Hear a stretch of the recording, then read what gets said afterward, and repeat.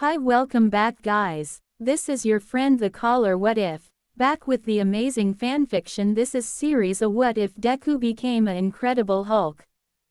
It was a normal school day like any other, the sun shining, children laughing and playing together, and Izuku Midoriya playing with his friend Bakugo Katsuki. They were almost inseparable and became best friends as soon as they met. Both Katsuki and Izuku were competitive, the former more than the latter, yet Katsuki never seemed to win against Izuku. Whether it was tree climbing, rock skipping, or hide and seek, Izuku always managed to beat him in everything save for growth, as Katsuki was slightly taller than Izuku, but that wasn't enough for Katsuki.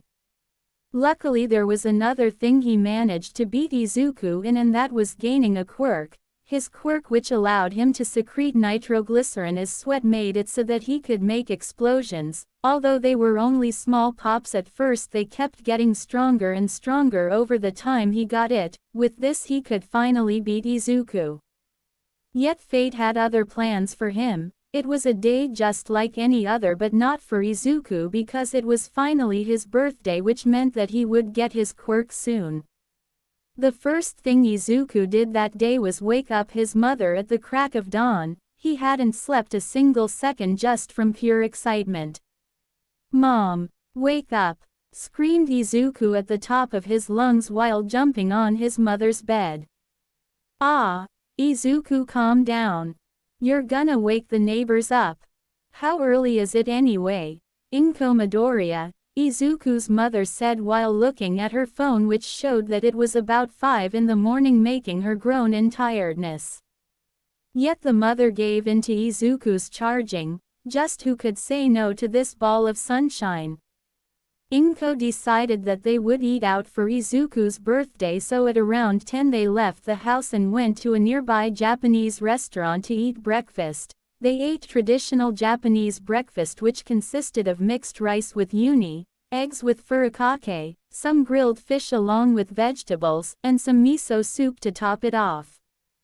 Then they went shopping. This time Inko allowed Izuku to get whatever hero figurine or toy he wanted. He ended up getting an All Might plushie and action figurine together with an All Might themed hoodie that was a little oversized.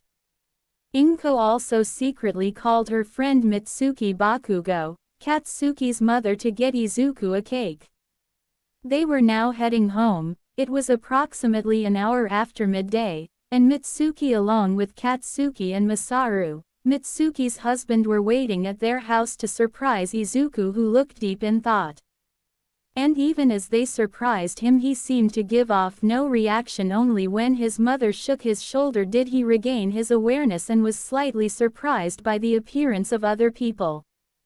Oh hey guys," stuttered out Izuku. The adults smiled at this while Katsuki glared at him like usual. They headed inside to celebrate Izuku's birthday. He got a couple more gifts from the Bakugo family, which he was ecstatic about. He was also very happy with the All Might themed cake, which was absolutely delicious. Izuku and Katsuki went to Izuku's room to play with Izuku's action figures, as he was an absolute hero fanboy. He had an action figure of almost every well-known hero. The two spent a couple of hours playing together, and while they were playing, their parents were chatting away like usual until a not-so-great topic came up, namely Izuku's father, Hisashi Midoriya. He left Inko when he found out that she was pregnant. This caused him to become enemies with both the Bakugo family and Inko. Izuku was also saddened when he found out that he didn't have a dad, but he got over it way quicker than Inko, who still held some love for the bastard, as Mitsuki said it. After both Izuku and Katsuki both got tired of playing with action figures, Katsuki's parents decided that it was time to go. Izuku, who was already sound asleep, was moved to his bed by his mother. After a couple of minutes of sleep, Izuku started heavily sweating and turning in his bed. This continued for several minutes, and Izuku now noticed that he was awake but not in his room nor anywhere he recognized. Izuku stared into the darkness in front of him with fear in his eyes. He also felt like something or someone was staring at him. That is when he heard footsteps coming from the darkness. He tried moving but his legs were frozen in fear. He noticed that dark green glowing eyes were staring intently at him, and what appeared in front of him scared him very much. What appeared from the darkness was a 9-foot-tall humanoid being with dark green skin, muscles bigger than All Might's, and a couple of rags to cover his private area. Izuku wanted to scream for help, but he couldn't even move a muscle from the sheer pressure the beast in front of him was emitting. That is when the beast spoke. In a deep fear-inducing voice the beast said, "Not ready yet, host needs to be stronger, bigger, braver," and Izuku woke up and screamed.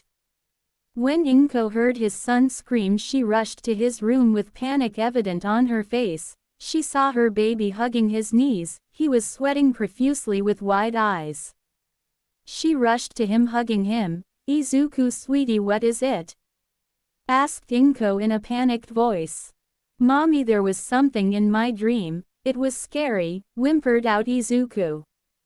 Inko tried to calm him down, but it didn't seem to be working. It was as if he had a panic attack, so she decided to call for an ambulance. The ambulance arrived in 5 minutes and they were shocked when they found out that it was a small child who was having the panic attack. They tried to use a needle to pierce his skin to give him some sedative medication, but the needle wouldn't go through his skin, and when they tried to do it from inside his mouth they also couldn't pierce the inside. The skin on his eyes didn't work either. They asked Inko if this was his quirk, but she quickly told them that today was his 4th birthday, so she didn't know if it was his quirk or not. Izuku fell asleep again, still sweating, and started thrashing around. His body seemed to be growing a couple of inches taller. His muscles were twitching under his skin. All in all, he didn't look good.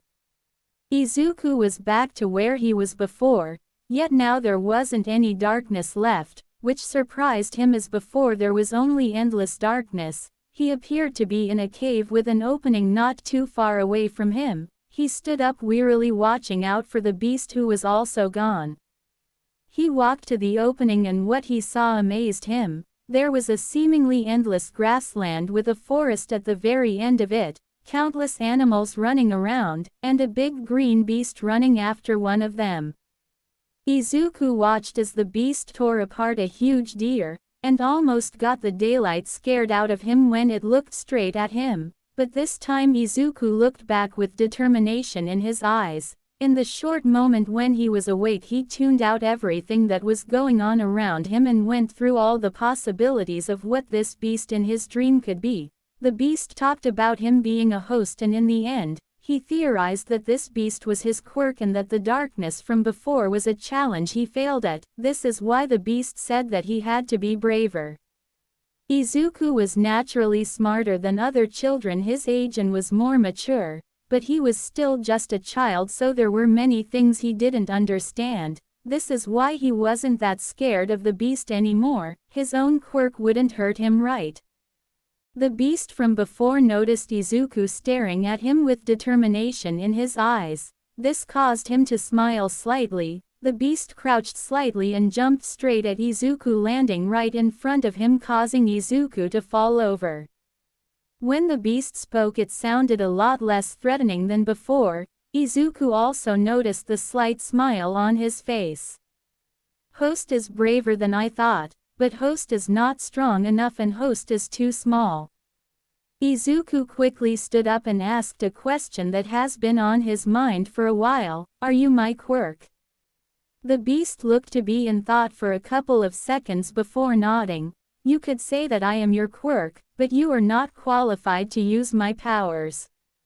Izuku looked at the ground before looking back up at the beast with even more determination visible in his eyes. "How do I become strong enough?" The beast smiled even wider at this and said, "First of all, host's body is too young, and second of all, host's body would break if host used my powers, so host will do exercises and fight." The last part was shouted, which caused Izuku's ears to ring. "My name isn't host." When Izuku said this, the beast scoffed at him. "I don't care about your name. As long as you aren't stronger than me, you don't deserve to be called by your name." Izuku pouted at this. The beast started speaking again. We will train here as long as you are asleep in the real world. Whenever you sleep you will end up here and the training you do here will be the same as if you did it while awake, but this could be a little faster and less tiresome for some parts, but you will still feel all the exhaustion and hunger your body goes through. So as long as I'm asleep, I'm gonna be here? Asked the slightly confused Izuku. The beast just nodded at his question and told Izuku to follow him.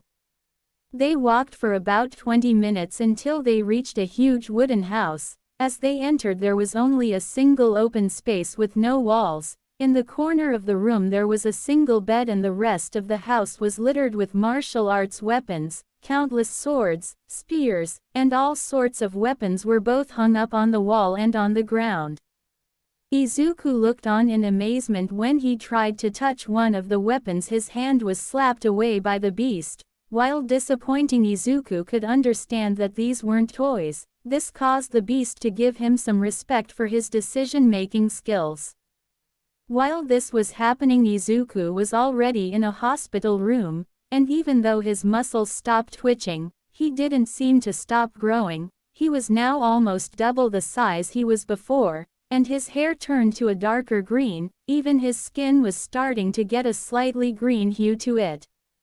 Back to where Izuku and the beast were, the beast instructed Izuku to multiple exercises. Although Izuku wondered if it would do more damage than good, the beast just told him not to worry about it. Izuku was currently standing in a horse stance. Much to his disappointment, he couldn't keep the form for more than 10 seconds. His body wasn't developed enough just yet, but the beast told him to not give up and keep doing it. While Izuku was training his body, the beast was looking through his wide array of weapons, searching for one suitable for Izuku. Although he was too small to wield anything big, he should be able to use a knife or dagger.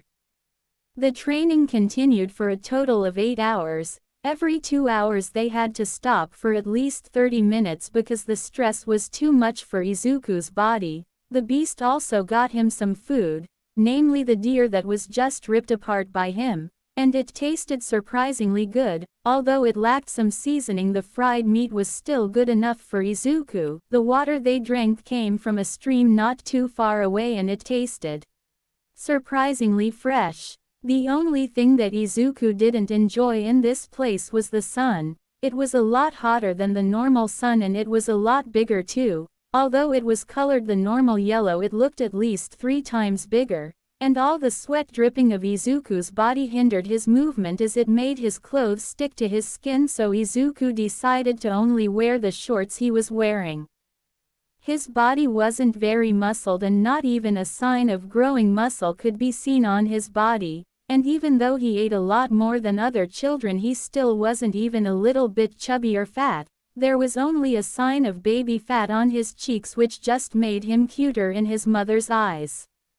After 8 grueling and painful hours, Izuku woke up to a sound of consistent beeping. After a minute or two he got irritated by the sound, so he decided to rip off the cables that were stuck to his body. And not even half a minute later, multiple nurses and a doctor were rushing through the door to check on the child and if needed restart his heart. Luckily they had nothing to worry about as it was Izuku who ripped the cords off himself.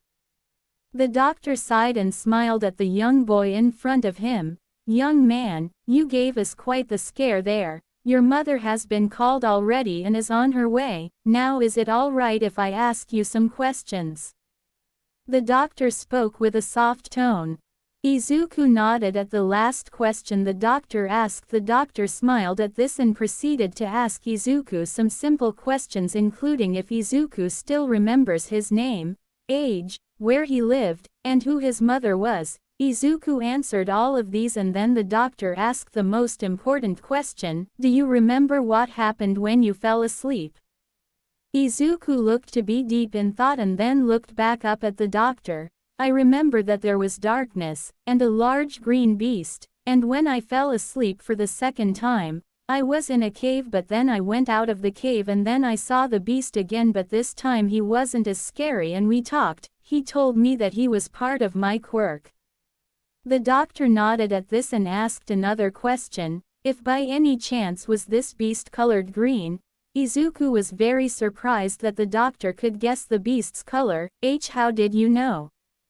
Asked Izuku in surprise. To this, the doctor just pulled out a mirror and what stared back at Izuku was his face, his green-colored face. His hair was shorter than before in an even darker shade of green and all the baby fat was seemingly gone. The robes which he was covered in parts slightly revealing a ripped body, muscles that looked harder than steel and his whole body was colored green. Before the doctor and Izuku could continue their chat, Inko Midoriya burst through the door jumping straight at Izuku, who with slight difficulty caught her and put her back on the ground but still hugged her back. The doctor wrote something down on his notepad before leaving the room, leaving the two Midoriyas alone in the room. Izuku told the same things to his mother as he did to the doctor, and she was very surprised to hear that his quirk did this. And to both of their surprise, Izuku seemed to shrink back down to his normal size almost on will, and even though he felt more comfortable in his green skin, his mother told him that she would need some time to get used to it. After a short but informative trip to a quirk doctor, the Midoriya family were going back home. The events that took place were a big shock to both Inko and Izuku, so all they wanted right now was to sleep. But fate had other plans for them, and as soon as they got home they were surprised by the Bakugo family waiting for them anxiously.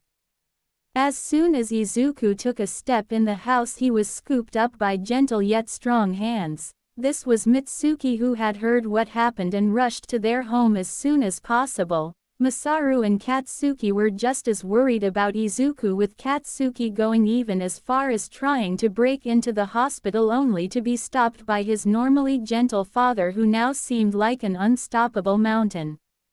Izuku, what the hell happened to you? And before Izuku could answer, Katsuki, the one who screamed, got a slap to the back of his head. Katsuki, what did I tell you about swearing, you little fuck?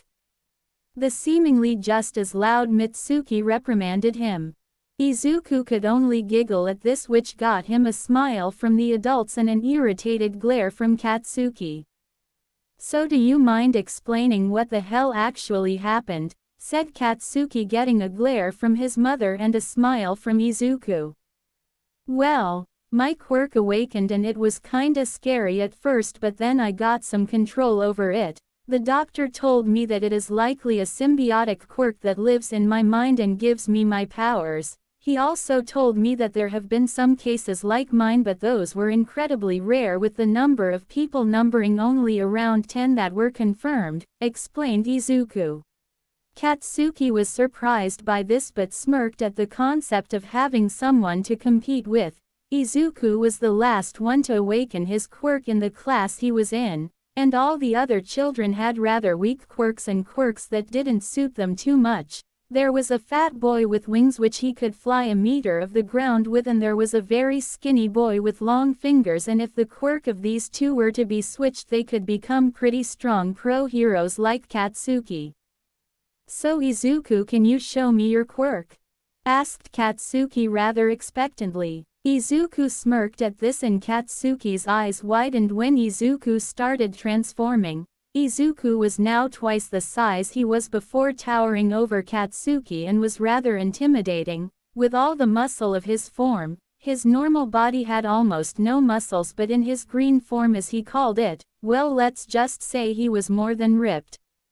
In this form, my skin is a lot stronger, even strong enough to stop iron needles from penetrating my skin, any skin or body part for that matter, and when we tested it at the quirk doctor's office I was able to lift around 200 kilograms worth of items, at least 50 times more than before. Katsuki's eyes widened even more and smirked even wider. Yes, Izuku. Finally, a worthy opponent. The now very excited Katsuki shouted. This of course caused his mother to glare at him even more, not that he minded of course. After some idle chatting, the Bakugo family left to go home and the Midoriya family headed to bed.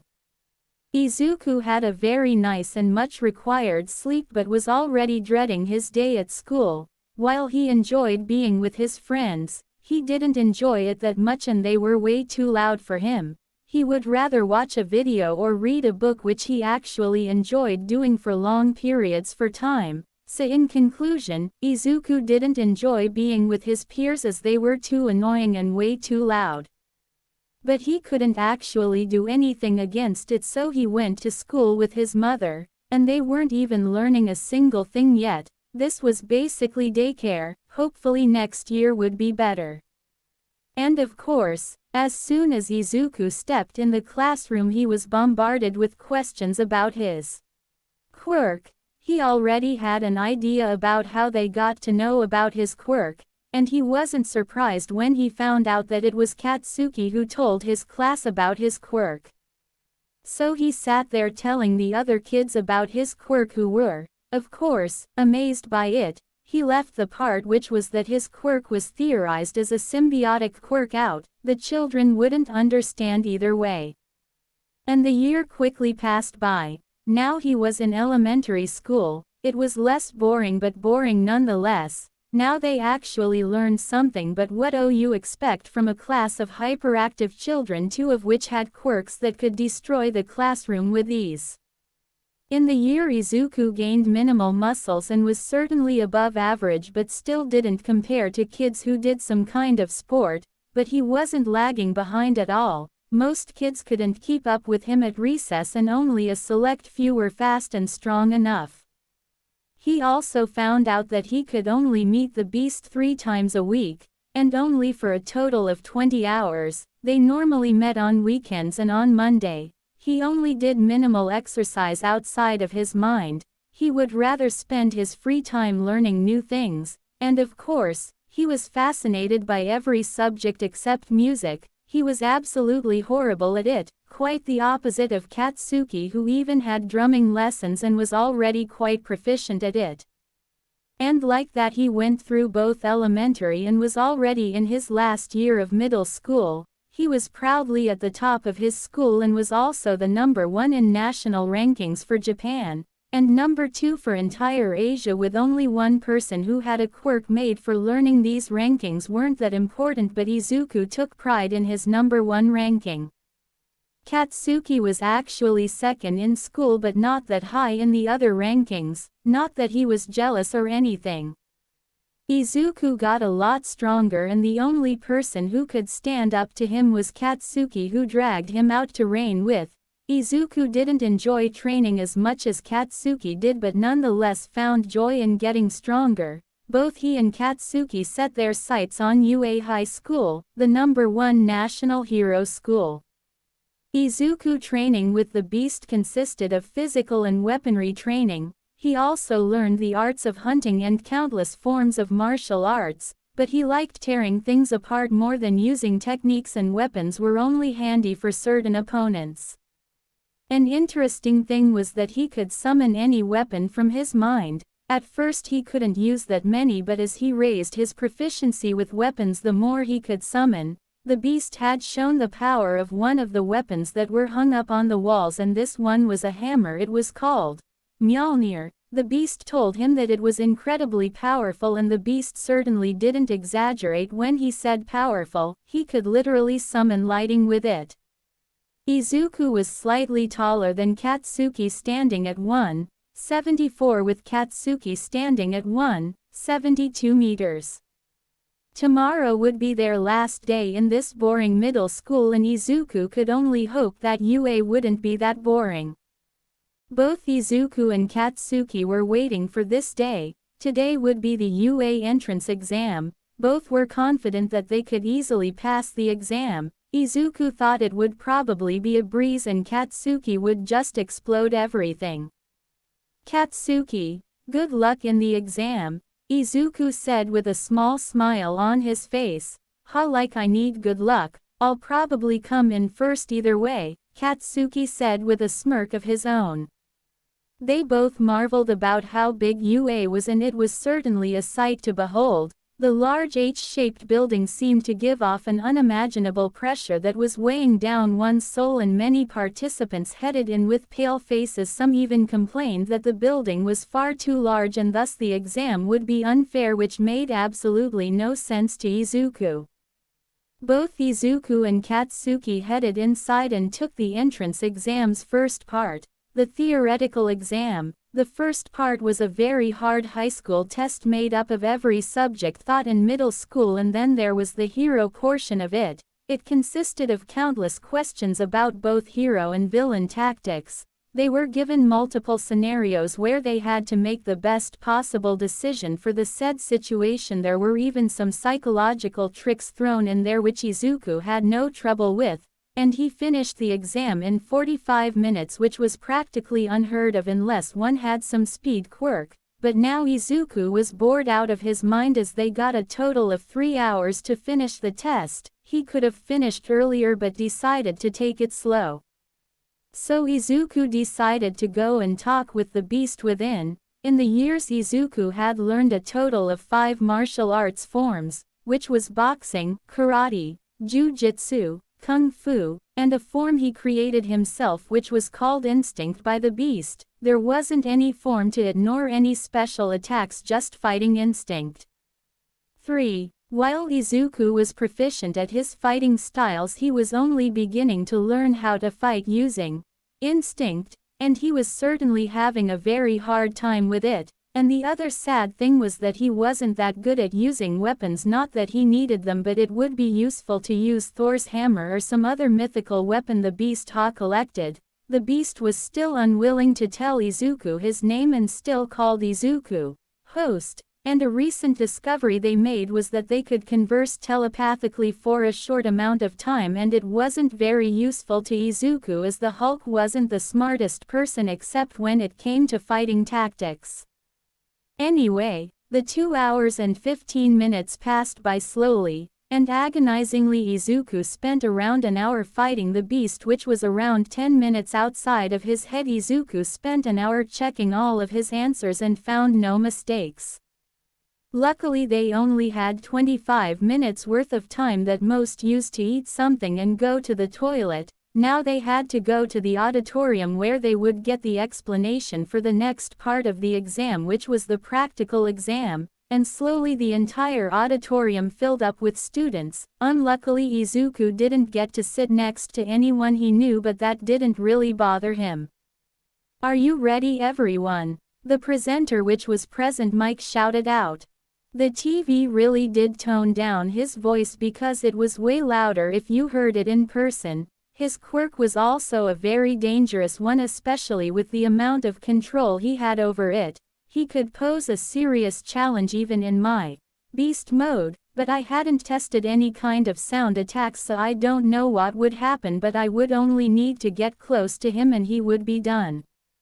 Present Mike went on explaining how we would get points, which is by destroying robots. It seemed very unfair as only people with battle-oriented quirks could get most of the points. There was a girl with an invisibility quirk, which would be a very useful quirk for infiltration but useless in fighting robots and villains, so it seemed very unfair. In a matter of 10 minutes, we were already sitting on a bus going to one of the fake cities they had. I was honestly amazed by how big the campus was, and I was also wondering where they got the funding for all of this. Most people in my group were wearing either a tracksuit or some kind of bodysuit. Unluckily I could only wear pants made for people with quirks that make them larger than others. My mother wanted me to wear a shirt too, but I decided that simply using pants would be better. I had already changed into the bigger pants, but I still had my normal shirt on, so I had to strip. First were my shoes and socks, then was my shirt. I already noticed some people looking at me. Some girls were even blushing, which made me rather proud about my muscled body. I was honestly pretty good looking. One guy was even walking up to me with his hands going in a chopping motion. "Sir, I must ask you take your shirt back on as it is distracting off." I simply cut him off by transforming. His eyes widened in shock and then he immediately bowed and apologized to me, which I found quite confusing as he looked like a pretty stern guy, so I guess he thought that it was just for my quirk. My transformation made me more twice as large as before and my muscles got even bigger than before.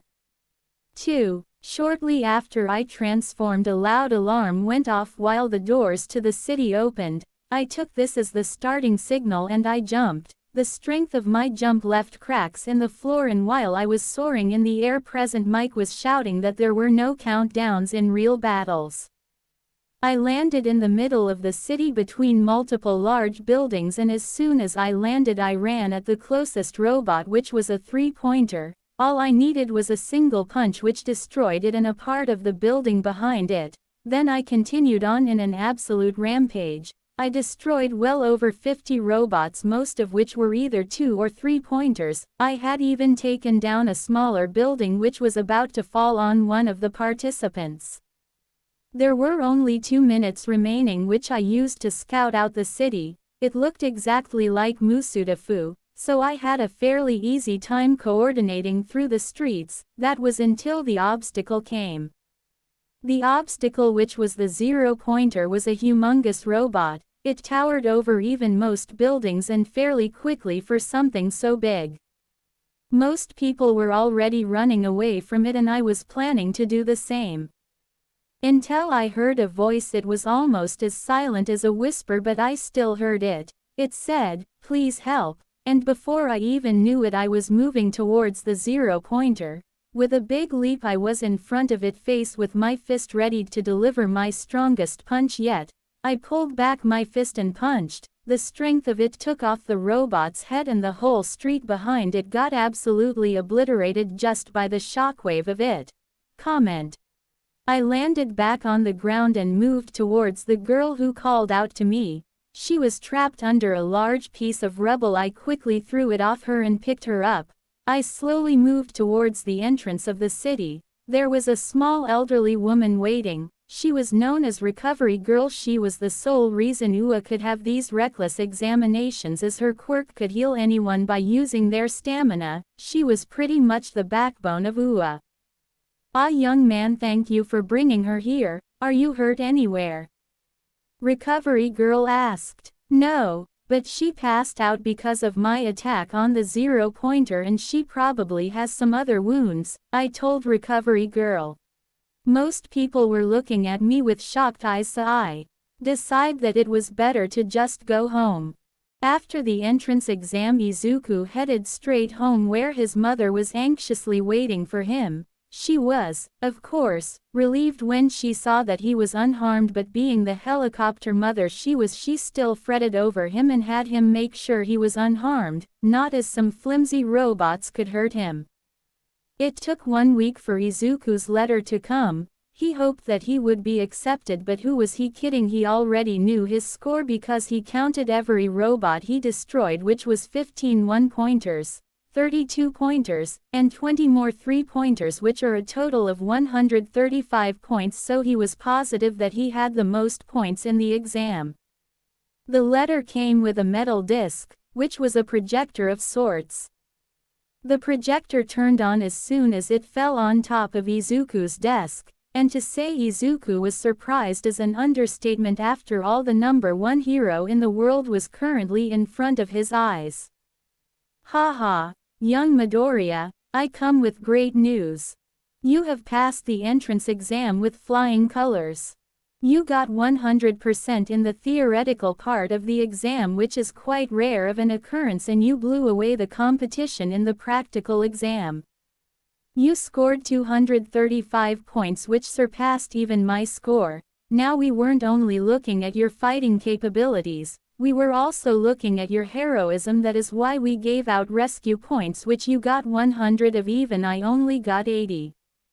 You, of course, got first place in the entrance exam. Young Midoriya, this is your Hero Academia."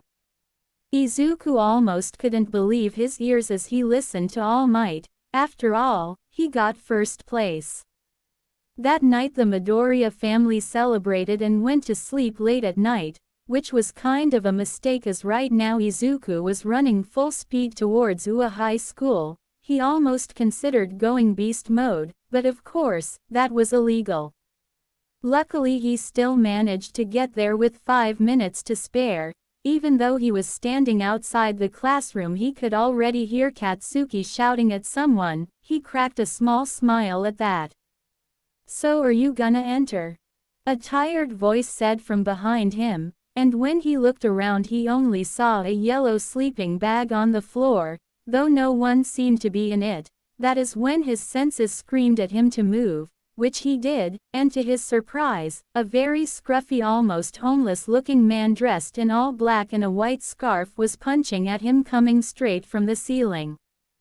The punch just barely missed him and the man with surprising agility turned in the middle of the air and continued attacking Izuku. By this time the students in the class heard the commotion outside. While most of them stood up to check what was going on, Izuku was still being attacked by an overwhelming amount of fists, and they packed quite the punch too, so even though his skin was stronger than normal he would probably have some bruises the next day. That was until the man's eyes started glowing a menacing red while his hair started floating. Izuku started feeling a little slower and weaker than normal, and the man was getting faster. While Izuku could still block the punches he had a harder time dodging them. He almost couldn't dodge them at all. This all took less than 15 seconds to happen. While Izuku and the man were fighting, the other students were looking at their display of power. With Katsuki smirking at Izuku, a certain red-haired guy going on about how manly this fight was. Some students were concerned while others realized that they needed to get stronger, while one guy was full-on fanboying over the fight. Izuku was getting more tired second by second. He was also panicking as this had never happened before. He tried using beast mode but his quirk just wouldn't listen to him, it wasn't even responding. The punches also started to really hurt. 20 seconds later he was on the floor with the man standing over him breathing slightly harder than normal while having Izuku in a deadly-looking arm lock. You need to train without using your quirk. Your fighting techniques and ability is acceptable but will need some refining. Instincts are great, but you are rather slow. Even if you have the strength I could still dodge your attacks easily. Izuku was instantly amazed by the man's analysis. He listed things Izuku never even thought of and that was rather surprising. Sir, may I know who you are?" Izuku asked rather fearfully. The man looked at Izuku and then turned towards the other students. "I'm your homeroom teacher Aizawa Shota, too tired to meet you." Izuku chuckled at the man no Aizawa-sensei's pun and quickly stood up as Aizawa had released him. "Now this may seem random but get changed into your PE uniforms and meet me outside." And with that Aizawa was gone. Once Aizawa left the hallway Izuku could feel his control over his quirk coming back, and it seemed even better than before. This was something that he'll have to look into later. The students started talking to each other while walking towards the locker room. They were all amazed by Izuku's ripped muscles or manly muscles, as the red-haired boy Kirishima said. While there were many other boys with muscles in the class, few of them had muscles as strong as Izuku's. The class then headed outside towards the training ground. There they saw Aizawa with a watch waiting for them. 7 minutes and 38 seconds. This needs to get done faster the next time. If you don't get here in 5 minutes, everyone is staying for extra speed training. Now we will be having a quirk apprehension test.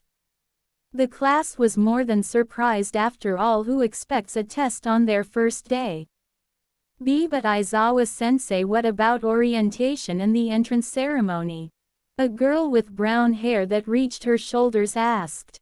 It is a waste of time. Now Midoriya-san, please stand in the circle. Aizawa swiftly answered the question while pointing to a white circle on the ground. While walking towards the circle, Aizawa threw a ball towards Izuku. Now, Midoriya-san, what was your high score in ball throwing at middle school? It was 134 meters, sir. Aizawa quirked a brow at this but continued, "We will be doing a total of 8 fitness tests, just like you did in junior high. Midoriya-san, you can throw the ball, but this time you are allowed to use your quirk." So Izuku did just that. He went beast mode. Most students were surprised by his change, especially the girls who before his change thought that he was pretty cute of a guy. So to say the least, they were extremely surprised when he changed into a hulking beast of muscles that seemed even bigger than All Might's. A boy was shouting about how manly he looked and a girl even blushed as he only had his pants that didn't rip. Izuku didn't pay them any mind and flexed his arm holding the now very small ball. His muscles hardened even further and he threw the ball with all the strength he could muster. Before anyone could say anything, the ball shot out of his hand like a rocket, creating a sonic boom, breaking some windows that were rather close to them. Every single student was sent flying backward onto their asses. Even Aizawa had a hard time staying on the ground. Izuku, with a seemingly happy smile, turned around only to be shocked at the damage he caused, especially seeing everyone on the ground looking at him with comically big eyes. So sensei, how far did I throw? Aizawa held out the small phone-like device that showed an infinity symbol, shocking both Izuku and the rest of the class. The device could track the ball as long as it doesn't leave the thermosphere, so you threw it straight to space. While impressive, you will need to learn how to control your strength and no buts. Aizawa quickly praised Izuku but at the same time berated him for not holding back even the least bit, although it was kind of his fault as he told Izuku to go all out. The rest of the class continued doing the test. The speed test was first. Here Izuku scored 4.34 seconds and got 4th place in the speed test. First place went to a boy called Iida Tenya, not surprising as he was speed-based. Surprisingly, a girl called Setsuna Tokage, who could split her body into multiple parts, got 2nd place, with Katsuki coming in 3rd. For the other test, Izuku basically aced all of them except for the seated toe touch. There he couldn't bend over all the way. There was a guy who could manipulate the wind around him, which he used to throw the ball 963 meters away. Katsuki got 876 meters and a girl with a gravity quirk got infinity just like Izuku. Not surprising, to be honest. The overall score was like this. 1st place, Midoriya Izuku. 2nd place, Yaoyorozu Momo. 3rd place, Yoarashi Inasa. 4th place, Todoroki Shoto. 5th place, Bakugo Katsuki. 6th place, Setsuna Tokage. 7th place, Tenya Iida. 8th place, Fumikage Tokiyami. 9th place, Kosei Saburaba. 10th place, Jiroda Shishida. 11th place, Shiozaki Ibara. 12th place, Juzo Honanuki. 13th place, Mezzo Shoji. 14th place, Yui Kodai. 15th place, Asui Suyu. 16th place, Mina Ashido. 17th place, Yosetsu Awase. 18th place, Eijiro Kirishima. 19th place, Ochako Uraraka. 20th place, Denki Kaminari.